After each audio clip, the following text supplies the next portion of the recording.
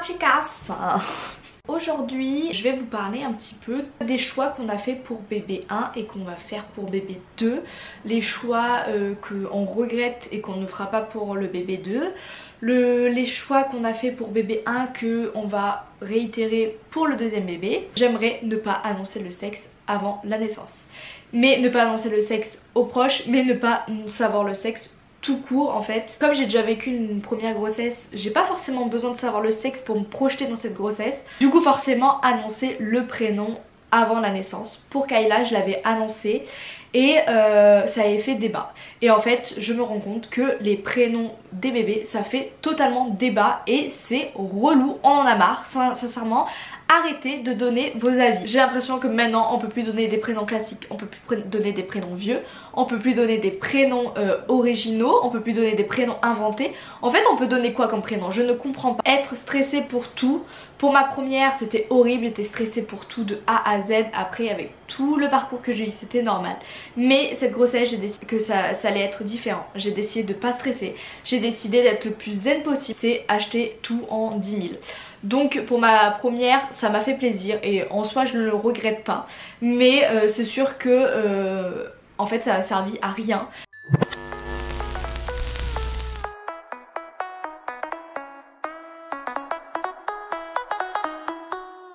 Ensuite on va passer à la catégorie ce que je referai avec bébé. Donc là j'ai pas forcément de points que je referai, que j'ai fait pendant ma grossesse et que je referai pendant cette grossesse là parce que ma grossesse a été très difficile. Donc il n'y a pas de point sur ce côté là. Mais du coup on va arriver directement au point où bébé est là. Donc ce que je referai c'est le cododo. Voilà, c'est quelque chose d'utile, c'est quelque chose de très sécu pour bébé. Soit dans le berceau à côté, soit dans mon lit à moi. Voilà, j'ai fait du cododo, je sais plus comment on appelle ça. Enfin j'ai mis ma fille pendant quelques mois parce qu'elle en avait besoin, elle ressentait ce besoin de dormir près de moi. Donc je l'ai fait dormir entre moi et mon conjoint pendant assez longtemps. Et je ne le regrette absolument pas. Beaucoup de personnes vont dire attention tu vas l'habituer nanana. C'est faux, enfin du moins pour moi ça a été faux parce que ma fille quand le jour elle a décidé de grandir, le jour elle a décidé qu'elle n'avait plus besoin de dormir avec moi, et bien elle a décidé tout simplement de retourner dans son cododo puis ensuite de retourner dans sa chambre. Je ferai en fonction des besoins de bébé. Si bébé a besoin de dormir avec moi, il dormira avec moi. S'il a besoin de dormir dans sa chambre tout seul parce qu'il n'a pas envie d'être avec moi, il dormira dans sa chambre toute seule. Mais voilà, je ferai comme ma fille pour ce point là, je ne ferai pas les recommandations de tout ce que tout le monde dit en mode il faut pas qu'il dorme dans ton lit, il faut pas qu'il dorme dans ta chambre parentale, ça casse le couple. Je ne trouve pas, pour ma première ça ne nous a pas cassé pour autant. Donc je referai le cododo. Ensuite tout ce qui est sortie, je sortirai directement. Pour ma fille je suis sortie directement, je ne me suis pas privée. Et je le referai également, bien sûr dans la limite du raisonnable, en faisant attention à mon bébé et à ses besoins. Mais je ne me priverai pas de sortir au restaurant, je ne me priverai pas d'aller faire les magasins, je ne me priverai pas d'aller voir ma famille ou de dormir chez des gens parce que j'ai un bébé. Voilà, pour ma fille ça ne m'a jamais privée. J'ai toujours dormi chez mes parents, dormi chez mes beaux-parents, j'ai toujours été au restaurant, enfin j'ai continué à sortir, à aller à des anniversaires, à rentrer tard, toujours en gardant le confort de mon bébé au maximum. Donc ce que je faisais c'est que j'emmenais un lit parapluie ou la nacelle quand il était bébé, le portage, etc. Et toujours en gardant le confort de bébé mais en ne me privant pas. Et j'ai trouvé que ça a été hyper bénéfique pour Kayla parce qu'elle a pu s'ouvrir et ne pas être perdue. Parce que maintenant quand on sort elle est très ouverte et voilà, c'est pas genre il faut absolument que je dorme dans mon lit, je ne dors pas dans ma poussette, enfin voilà. On l'a toujours habituée à dormir un peu partout, avec du bruit, sans bruit, avec son confort, sans moins de confort. Mais voilà, ça a toujours été bénéfique pour nous parce que maintenant c'est un bébé qui s'adapte très bien. Ce que je referai également avec ce deuxième enfant c'est que peu de gens vont porter mon bébé.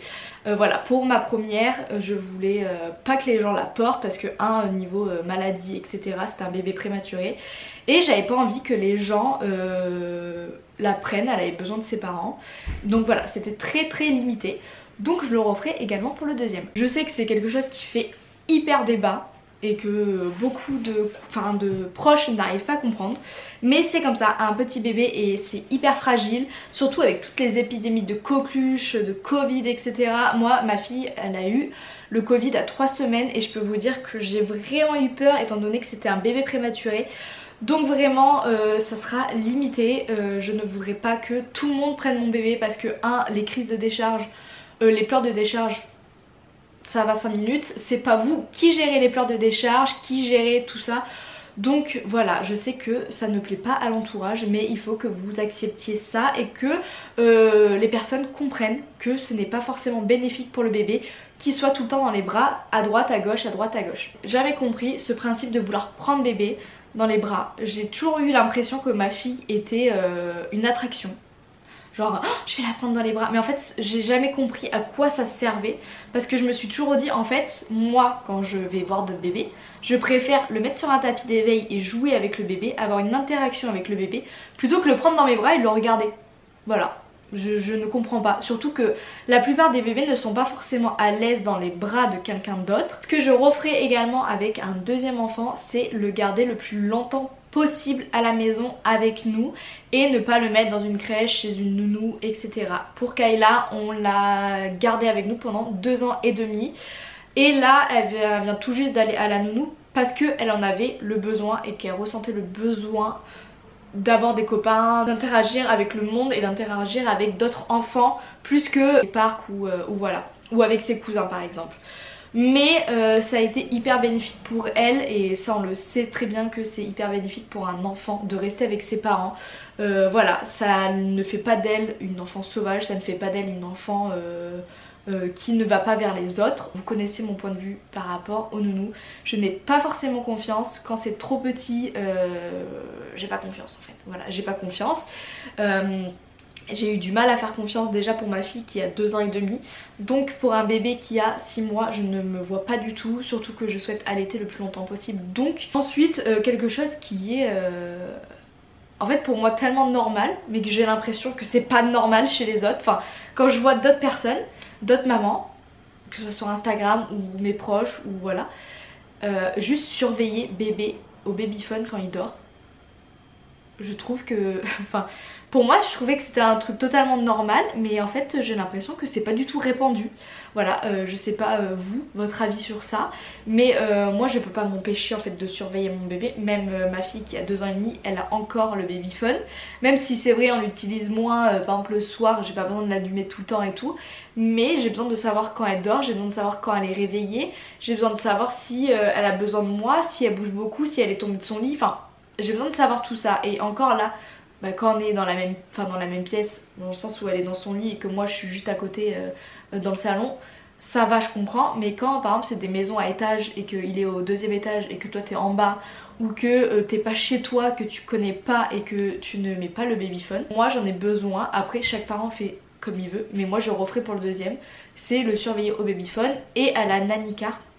Donc la nanny car c'est une plaque qu'on met sous le lit pour détecter la respiration de bébé. Et en gros si bébé arrête de respirer, ça sonne en fait pour alerter les parents ou pour essayer de réveiller l'enfant en fait.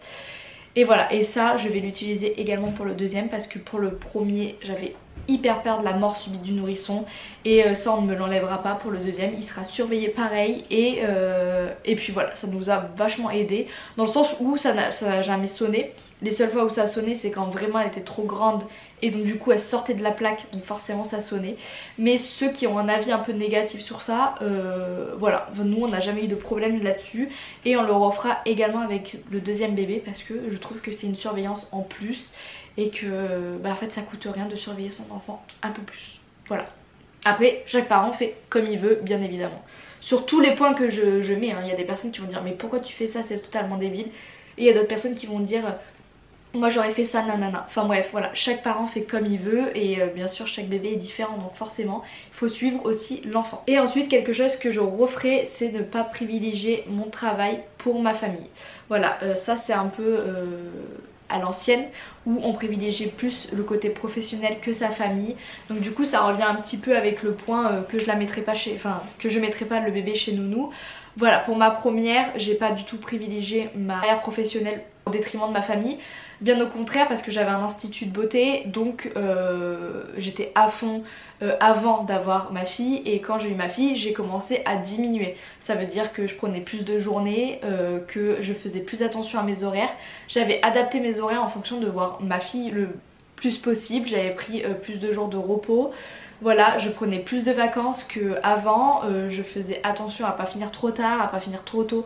Enfin voilà, j'essayais toujours de m'adapter en fonction de ma famille pour être la plus présente en fait pour ma famille, pour pas que mes enfants puissent le ressentir par la suite.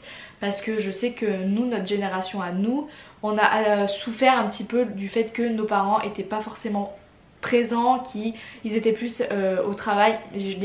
Ça je peux le comprendre parce que la vie était différente aussi à l'époque, mais maintenant je trouve qu'on a plus les moyens de pouvoir faire attention à ce côté là. Et ça sera du coup le dernier point que je vais aborder avec vous. Voilà, j'espère que cette vidéo vous aura plu. N'hésitez pas à me dire en commentaire ce que vous en avez pensé et à vous mettre les choses que vous avez fait pour bébé 1 et que vous n'avez pas refait pour bébé 2. N'hésitez pas aussi à me dire les choses que vous referez, enfin que vous allez faire du coup et que vous n'avez pas fait pour les premiers bébés. Voilà, les choses que vous avez trouvées pas indispensables pour vos premiers bébés mais que vous allez essayer de le faire pour les prochains. Voilà, je vous fais des gros bisous et je vous dis à une prochaine vidéo.